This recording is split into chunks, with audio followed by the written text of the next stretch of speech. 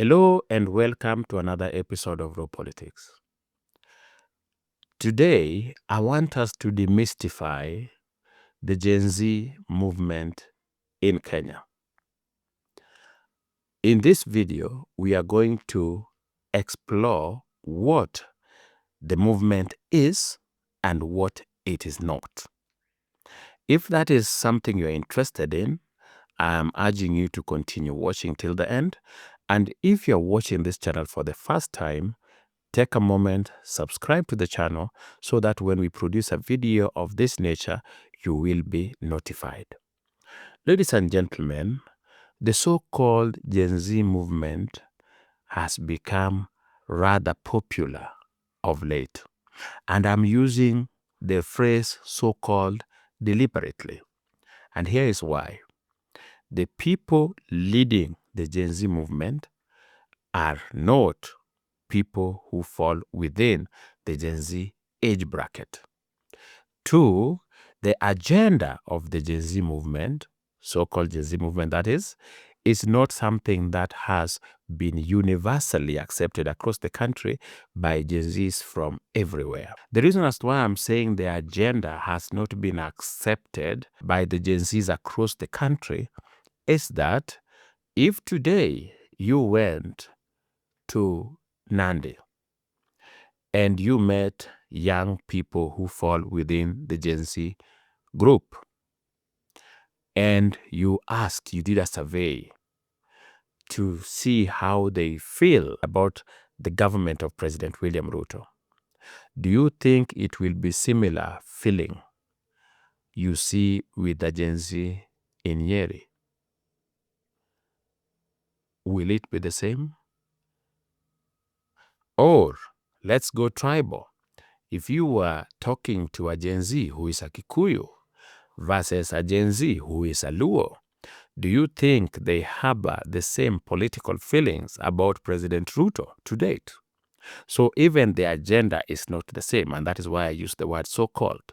But to clarify things even better, let us begin by defining what a Gen Z is.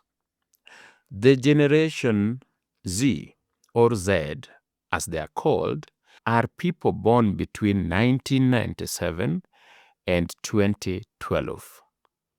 I repeat, a Gen Z is someone born between 1997 and 2012. That is to say that that person is currently aged between 12 and 27 years. So by that definition, ladies and gentlemen, you know the Mwangis of this world, the Mutungas and the Matakaruas and the Migunas of this world, the ones who are shouting Gen Zs and etc., do not fall in that bracket. But let's assume that the current Gen Z movement was actually led by people who are aged between 12 and 27. Let's say it was not a creation of Kenyan activists. Let's say this Gen Z movement was being led and mostly dominated by people falling within the right age group. The question is, how did the Gen Z movement start in Kenya? How did it form? How did it come into existence? Well, there are two approaches. One is the popular narrative. The other is the truth of what actually happened. So, if you met a typical Kenyan middle class and asked them what the Gen Z movement is, or rather how it began, you will definitely hear the following. That young Kenyans spontaneously, underline spontaneously rose against bad governance around June of 2024 and decided that they wanted to participate and take part in the governance of their country. and they wanted a new country that will guarantee prosperity for them and their children. That is what you'll be told. You'll be told that the Gen Z movement is made up of every Kenyan, people from various tribes, that the young people across the country harbor the same feeling against, let's say, President Ruto. Okay. But is that what happened really? Is that what really happened? Let's try the truth. That is the narrative. This is the narrative that is sold internationally. This is the narrative that is sold everywhere. You will be told Kenyan youth, you would read it on BBC, you would read it everywhere, whether it is on CNN, internationally and locally. There are people who would want you to believe that young people aged between 12 and 27 spontaneously rose to defend their country. That, ladies and gentlemen, if you lived here, is farthest from truth. And before you walk away because that challenges your narrative, listen to what happened and something that you can actually confirm. First, around June 2023, there were demos by Azimio. They called it the cost of living. Remember when they were putting sufuria on their head? These demos, whereas they started in Nairobi and other parts of the country, slowly died, except for some parts of Luo Nyanza. So there would be demos in Kisumu and there would be demos in Migori. And some people don't understand.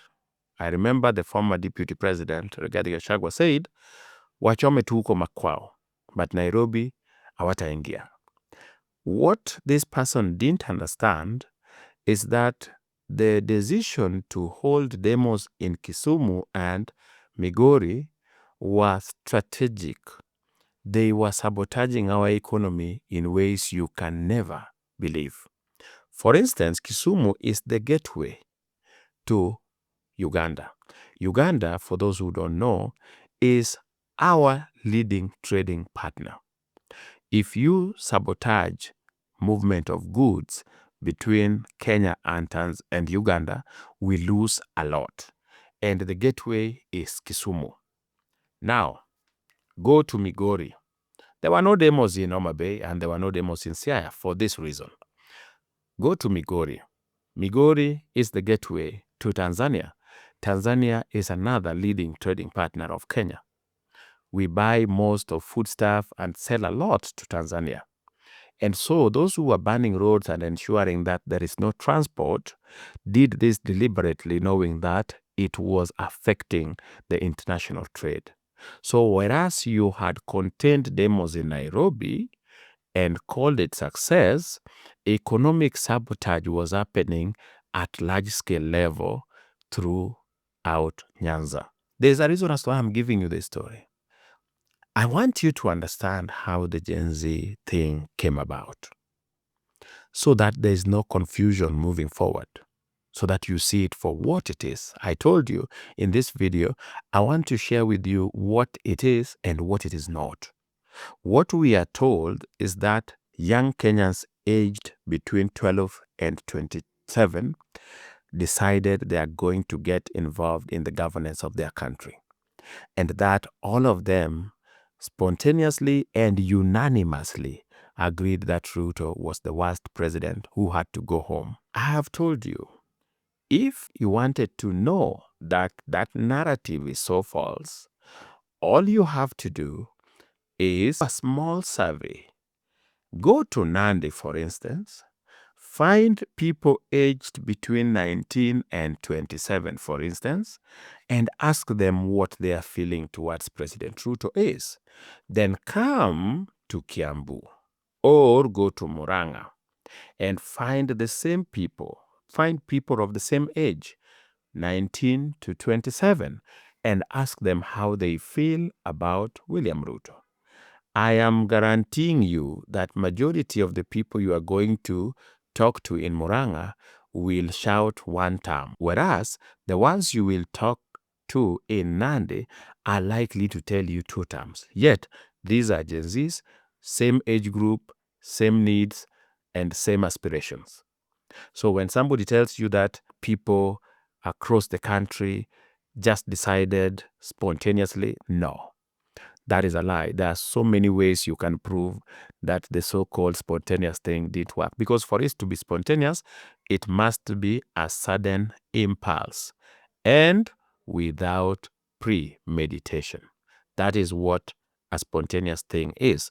Check your dictionary. It will tell you it must be sudden impulse to do something or to act in a certain way, and it must be without external influence or premeditation. So it cannot be pre-planned and it cannot have external influence. Ladies and gentlemen, I digress. I was telling you that we had a dire situation in Kisumu and Migori. These people are making it difficult to trade with our partners. William Ruto had three choices. One, ignore what was going on and agree with Rigathi that wacha wachome huko kwao, and in the process lose serious business deals with our leading trading partners, that is Tanzania and Uganda. Two, crack down on these demonstrators. Now, the funny part is, these are people who were convinced that they were fighting for the soul of this nation. They had been convinced, whatever the reasons were, they were willing to die. So you would go there, wound them, kill them, and do as much as you wanted, but it would not change anything because they would see themselves as martyrs. The third option was to have a dialogue, have a compromise. What is it that we can do to end the stalemate so that we can resume trade with Tanzania and Uganda, so that we can have peace in the country and people within Nairobi can go to business as usual? What do we do? So Raila Odinga went to meet Ruto in Mombasa. And during that meeting, Rigathi Gachagua was present. So when Raila Odinga came in, they talked and they had serious discussions. These discussions were not secret. Why? Because Rigathi went out to start saying the things that Raila demanded. Well, I will not go into that. However, something was born called National Dialogue, the one that was taking place at Bomas, co-chaired by Chungwa and Kalonzo Musyoka. Kalonzo was nominated by Raila. The likes of Eugene, Opiyo Wandayi, and others were there. Aaron Cheriot and Cecil Mbarire were also there in that dialogue. In this dialogue, it was about looking at what is it that can give us a compromise so that even though we differ politically, we can still find something that we can do together. Ladies and gentlemen, this is when the idea of the Gen Z was born. And I want you to listen to me carefully if you can. Because once this national dialogue was began at Bomas, Rigathi Gachagua began speaking out of turn. Before that, Rigathi Gachagua was this loyal pro-Ruto, regurgitating everything he said. But at that time, Rigathi Gachagua started speaking out of turn, openly opposing that dialogue, openly saying it was a waste of time, saying Raila Odinga should have not been entertained, and other things. And actually said that it was not going to even bear any fruit. Where was Rigathi getting the courage to openly oppose the president? Thank you for asking. It's because the Kikuyu masses began rebelling then. Kikuyus had expected, and rightly so, that William Ruto was not going to have any negotiations with Raila Odinga in whatever manner. But I told you William Ruto had very difficult choices. Ignore what was going on, economic sabotage at high scale, or crack down on people who have been brainwashed to believe they are fighting for the country, or just find a compromise. And as somebody who is in charge of the welfare of 54 million people, he doesn't have the luxury of being tough or being uncompromising. As a president, you must serve those who elected you and those who did not elect you. And bringing Raila on board brought the 50% that was outside. However, the Kikuyu community did not see it that way. They saw it as a betrayal. And so murmurings began as early as June 2023. Murmurings. You would go to an hotel and talk to friends who were really pro-Ruto, and you will be like, I like it, but. In Kenya's politics, once you hear somebody telling you, you see, I am supporting some so-and-so, but, just know they are on their way out. And so, once Rigathi sensed this, remember before then, Rigathi was an entity to the Kikuyus. Even though he was the deputy president, he was not their favorite son. The likes of Ndininyoro was scoring above him by far. But now that he was picking their voice, slowly by slowly, Rigathi Gachagua started becoming popular. And interestingly, as we now moved into 2024, around March, if I'm not wrong, Rigathi now had a team that was praising him and criticizing President Ruto. If you could remember, the Mama Boys and etc., they would praise Rigathi and really criticize Ruto. They were being led by Ngunjiri Wambogo. They would really praise Rigathi Gachagua, but criticize President Ruto. And this continued to the point that now Rigathi Gachagua would now be sharing a podium with Kalonzo. They would be attending church together, saying we will work together. Gema is one, Kambas are part of us, etc. This is way before June 2024. And then something happened. Limuru 3. This Limuru 3 had the blessings of Rigathi Gachagua. I am not creating this. He said so when he was in Kiambu. In this Limuru 3, ladies and gentlemen, like I said, follow me closely, even if you disagree. And where I'm wrong, point it out and say, this is now you being creative. In the Limuru 3, they made so many declarations, but one stood out clearly. It was made by a certain lady.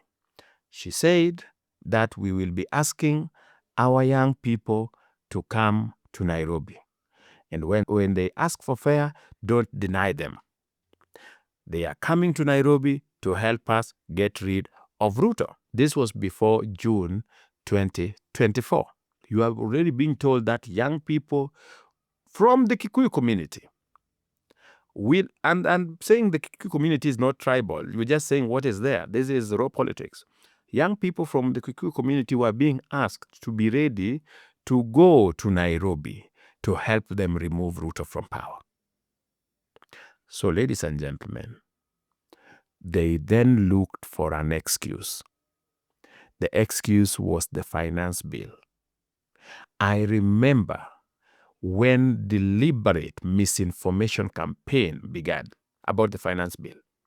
For those of you who have time, pick the finance bill of 2023 and compare it with the finance bill of 2024. The finance bill of 2023, which was opposed by Raila and his team and supported overwhelmingly by the people of Mount Kenya, including the agency, was a little bit strict compared to the finance bill of 2024.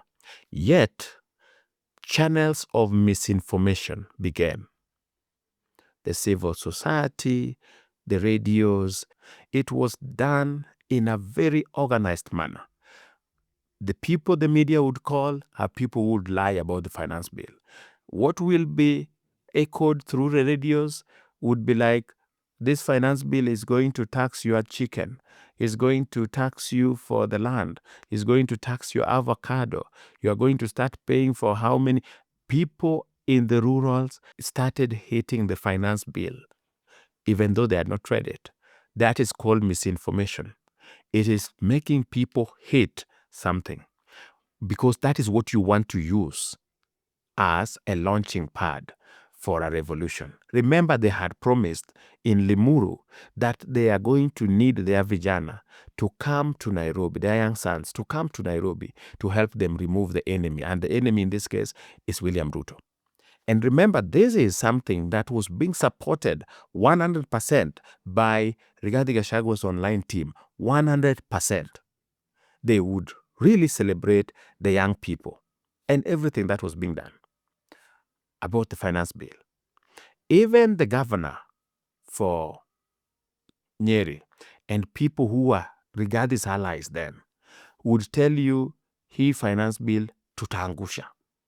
So they had said they were going to fail the finance bill. And that is what they rallied young people around. Majority of the people they used to go to the street were ferried into Nairobi, as police report would show you. Those who live in Eastland will tell you that they saw people getting into vehicle from Kayole and parts of Umoja and Githurai going to Nairobi. When the police decided that there was no more demos, all they did was to block people from Githurai and from Kayole through Jogo Road to go to Nairobi. And the entire thing was not there. So these were people who were ferried. Others might have joined in the rush. There are people who might have just joined for the sake of it and were persuaded that actually they were fighting for a better Kenya. So there are those naive people who bought into this. But there are people who were ferried, who knew that the goal here was to get rid of Ruto. And that is why, ladies and gentlemen, even after William Ruto did the most painful thing a president can do and recalled the finance bill, after it had been passed through a very difficult time, these people still made demands. And even though Ruto met the demands, they made demands like, we need the cabinet to go home. We don't want the office of the first lady. There's so many demands. All these demands that they made, Ruto met them. And guess what? Now that they had nothing to hide behind, they openly said all they want is Ruto to be gone. That is what they said. After hiding behind the finance bill, hiding behind everything, they could not hide anymore. So they went to Ruto must go. So why was Ruto going? And why didn't they say that Ruto and Rigathi had to go? They didn't. They were very careful. Because this, ladies and gentlemen, as difficult as it sounds for you, because some of you do not want the ugly truth, was organized. It was an attempt to use young people as human shield to settle political scores. The likes of Rigathi and other political elite, especially from Mount Kenya, felt that Ruto bringing Raila back was a betrayal that they were not going to allow. And so what they wanted was to take Ruto down. Interestingly, they hoped that Raila was going to be naive enough to think this was just some people agitating for good governance and join them. And so when Raila refused to join them, they turned and called him a traitor. Remember, Raila became a traitor when he refused to join them in an attempt to overthrow Ruto. And why were they overthrowing Ruto again? Because Ruto brought Raila on board instead of dealing with him as he had promised during the campaign. So, ladies and gentlemen, that is what the Gen Z is. If you still believe that, no, what you are saying is just your vision, this is government conspiracy, you told us they were funded by I don't know who, then you said who, etc. Okay. Ask yourself two things.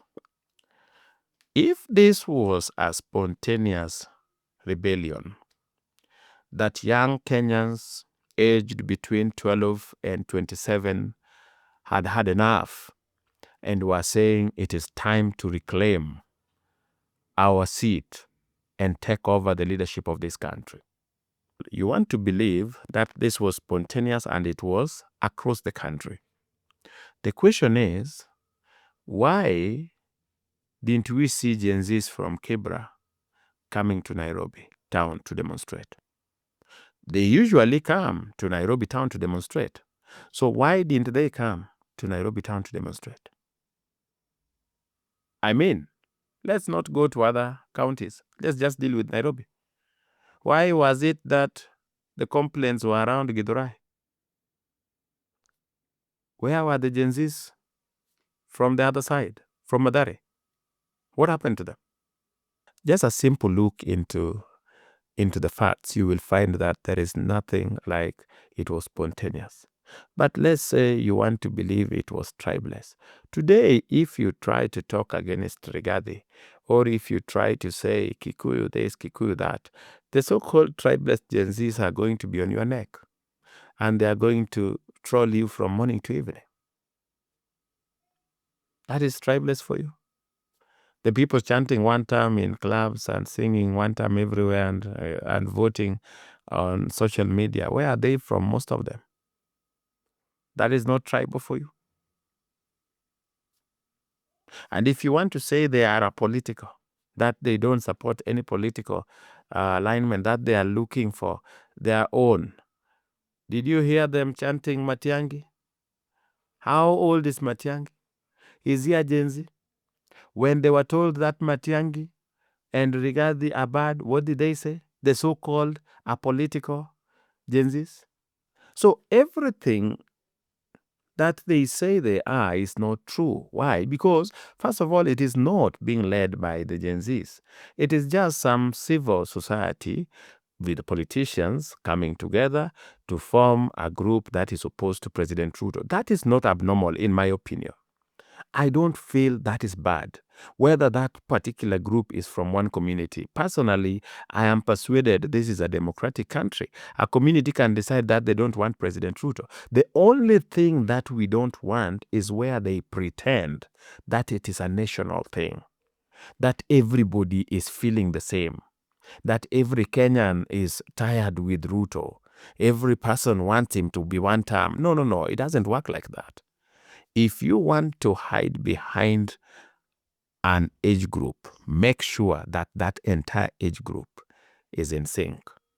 Because otherwise, people from Homa Bay, or people from Narok, or people from Garissa, who are also the same age group as those guys in Murang'a and Nyeri, will tell you they have a different view. So what will you say? How will you reconcile that?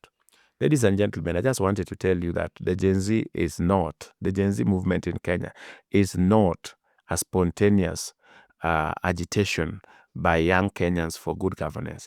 This is just, ladies and gentlemen, a political elite using young people, some of them very naive, to settle their political scores, which is a very bad thing. And we must all say no to using our young people. If people have issues with President Ruto, it is understandable. This is a democracy. It is not demanded that you like a presidential candidate. In fact, you can go and vote him home and make him one term as you want, because that is democracy. What you should not do is pretend that this is the vision, this is the version, this is what every young person wants. No. Talk to young people from other regions and you will find that they hold different opinion. So you cannot be going to your clubs and force your celebrities to chant one time or else you unfollow them. That is not what will happen in a club in Kisumu. You won't go to Migori and in the middle of the night they are forcing the DJ to say one time. No, it doesn't work like that. This idea of if you feel somehow, if you have a certain feeling as a village or as a community, then it becomes a Kenya thing. No, that's what we should stop. That is what I wanted to share in this video. I know this is not very popular, so I am here waiting to be engaged. If you found value, like the video and share it. Of course, if you disagree or agree, let me know in the comment section. But let us just have a decent conversation. Do you believe that it was spontaneous, young Kenyans rebelling and demanding accountability? Or do you agree with me that this was planned, pre-planned openly, and people were ferried to go and do that? That politicians took advantage of young people and used them as human shield to settle political scores, which is something that all of us should condemn moving forward. Let me hear from you. Otherwise, if you're interested in knowing why I'm persuaded that we need to be very careful with stories of political abduction, watch this video.